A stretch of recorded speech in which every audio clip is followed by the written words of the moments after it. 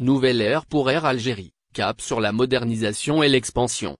Le premier avion acquis dans le cadre du programme de renouvellement et d'expansion de la flotte d'Air Algérie atterrira le 12 novembre prochain à l'aéroport d'Alger. C'est ce qu'a annoncé, mardi à Alger, le président directeur général de la compagnie aérienne nationale, Hamza Ben Hamouda. L'arrivée de cet appareil, de type Airbus A330-900, donnera le coup d'envoi de la mise en œuvre du programme de renouvellement lancé en 2023, qui vise globalement l'acquisition de 18 nouveaux appareils, a expliqué Ben Hamouda à la presse, en marge de la cérémonie de lancement du vol inaugural de la ligne Alger-N'Djamena, tenue à l'aéroport Ouari Boumediene. 3 autres appareils du même type rejoindront la flotte avant la fin de l'année 2025, selon le PDG d'Air Algérie, ajoutant que l'année 2026 verra l'arrivée d'autres A330-900.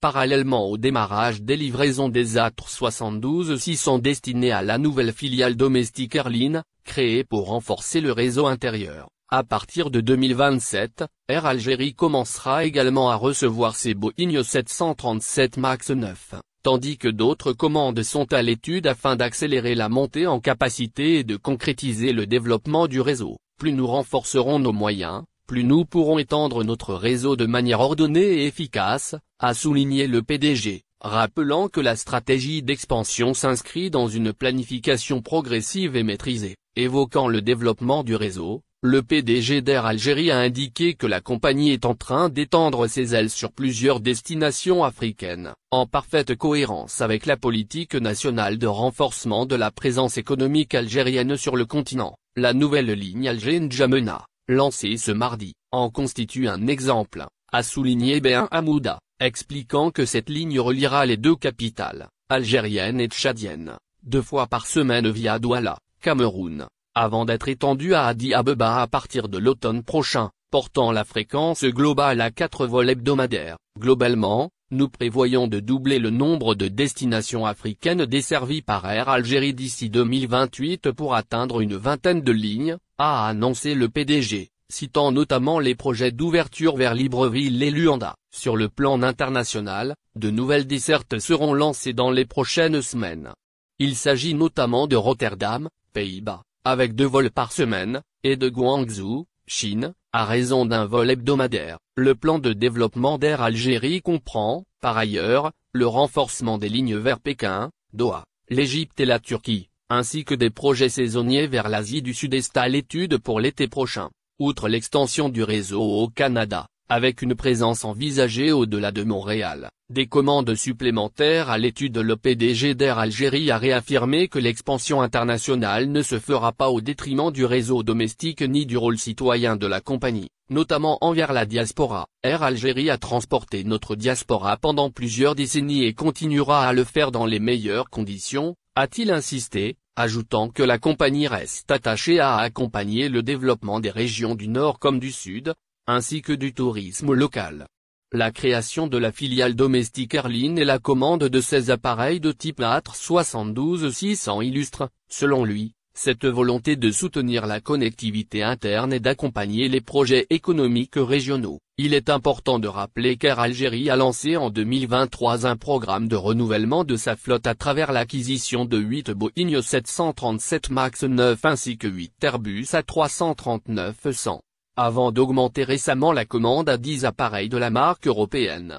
Retraités algériens de France, une nouvelle polémique enfle. La question des retraités algériens de France fait à nouveau l'objet d'une polémique, alimentée par les récentes déclarations de plusieurs responsables politiques et par la publication d'un rapport parlementaire. Ce débat met en lumière les difficultés rencontrées dans l'application des accords de 1968 entre la France et l'Algérie, notamment en ce qui concerne les pensions de retraite des ressortissants algériens ayant travaillé dans les deux pays. Le député Charles Rodwell, Ensemble pour la République, a coécrit un rapport avec Mathieu Lefebvre, également député, sur le coût économique des accords franco-algériens de 1968. Dans ce rapport, Charles Rodwell aborde plusieurs questions liées aux finances publiques françaises, en mettant particulièrement l'accent sur les retraites des Algériens de France. Selon lui, l'Algérie ne respecterait pas toujours ses engagements financiers concernant les pensions de retraite.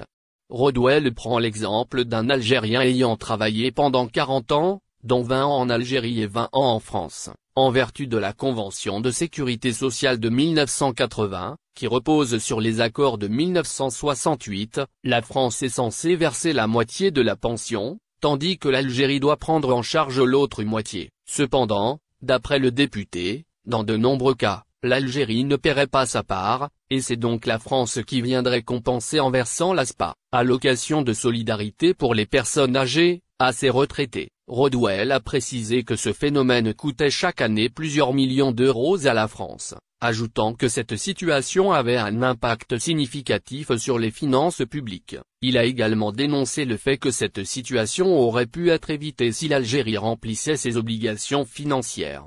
Les retraités algériens, cible des attaques de l'extrême droite. Depuis quelques semaines, les retraités algériens de France font face à des attaques virulentes, particulièrement de la part de certaines figures de l'extrême droite française. Ces dernières tentent de détourner l'attention des difficultés politiques internes en orientant le débat vers une remise en cause des accords franco-algériens et des situations supposées liées aux retraités algériens. Certaines personnalités de l'extrême droite ont multiplié les déclarations dénonçant ce qu'elles considèrent comme des abus, accusant les retraités algériens de fraude ou de bénéficier indûment des aides sociales françaises, comme l'ASPA. Ces accusations, souvent déconnectées de la réalité, se basent sur des généralisations et des stéréotypes, sans preuve concrète pour étayer les affirmations. L'argument sous-jacent semble suggérer que certains retraités algériens, bénéficiant de pensions en France et en Algérie, seraient responsables de coûts excessifs pour le pays.